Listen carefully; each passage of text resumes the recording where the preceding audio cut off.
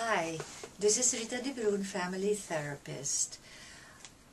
A client of mine very graciously gave me permission, we shall call her Mrs. A, to use the notes that I took during her EMDR session with me when she finally said that she was willing to do this. And although on the way over to my office she said, and she told me, this morning I was saying to myself, I'm not going to get out of that basement if she thinks I'm going to get out of that basement. What Mrs. A was referring to was that the image that she had of herself, and EMDR works with images and with a belief that is attached to the image. The image was of her as a little girl of 7 in her white communion dress, rolled up in a ball in a dark basement with a window with very little light coming through it. And the negative belief which was imprinted on her mind because of some tragedy that happened in her family was that I am not lovable, I am not loved. And we wanted to transform that into a positive belief of that I am lovable, I am loved.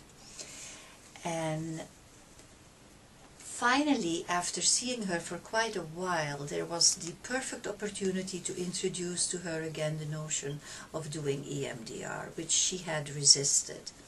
And it is because her cat, Norton, her 20-year-old cat, is going to die shortly, and she's extremely attached to the cat. And she feels that the cat loves her back unconditionally.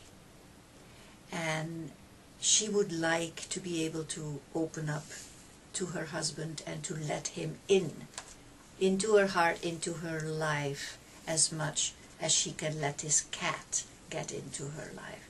So I asked her to place all 3 of them in the basement. So there she is in the basement, curled up in a ball in her communion dress. She's a little girl. The cat is down there, Norton, and Mr. A is down there. And the little girl is saying to herself, I'm not going to get out of this ball. And her husband, Mr. A, is kneeling behind her, and he has his hand on her back. And Norton, the cat, is behind Mr. A, and he's jumping up and down, and saying to the husband, go for it, Mr. A, go for it. And Norton says to Mrs. A, and I am using Mrs. A's words, I'm actually reading them from her file, because I take the notes because it's so important to give it back to the client if they want to. So the cat says to Mrs. A, you trusted yourself with me, meow, now do it with Mr. A, would you? You can do it, he says. And Mrs. A says that when she feels connected that she gets scared and she pushes away. But at that point she does turn over. She says she sits up and lets her husband lean over to her to hug her. And Norton just walking in between the 2 of them, in and out. And her husband is holding her. He has his arms around her back. He's kneeling. And she's letting herself be hugged, but she's not hugging back, and she doesn't want to look at him yet. And Norton just gives her a glare and says, come on, lighten up. And he says, pretend it's me, says the cat.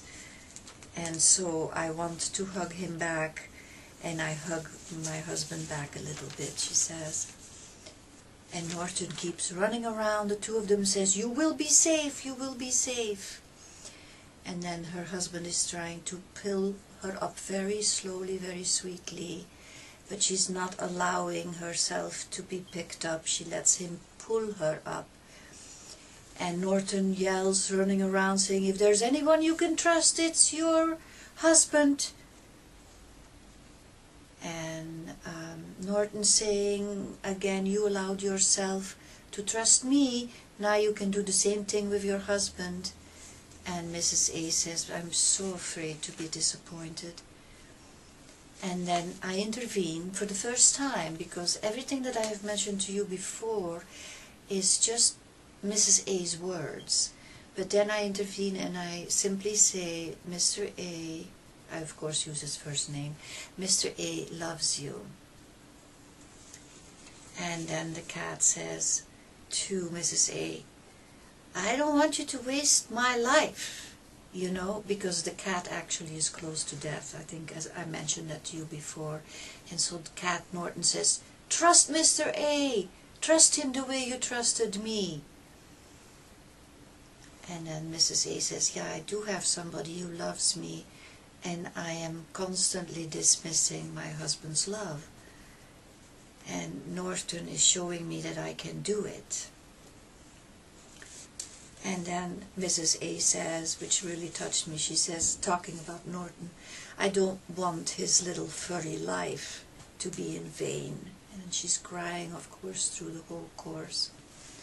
And there Norton says, follow me, guys, while he climbs up the stairs, this very old, feeble cat.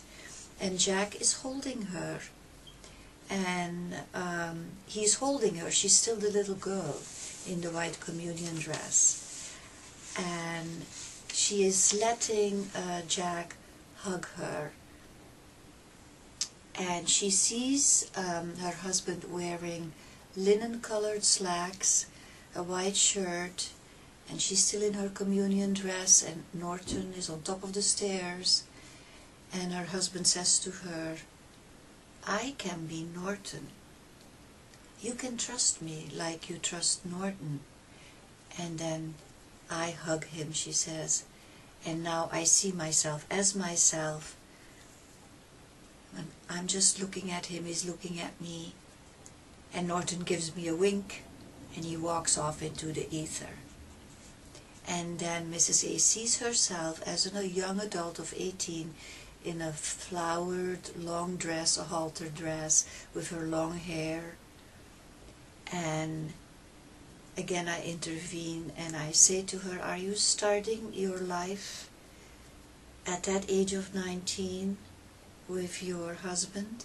And she says, yes. I said, then now look down the stairs and what do you see in the basement? And she says, in the basement there is an empty space and the sunlight is shining on it.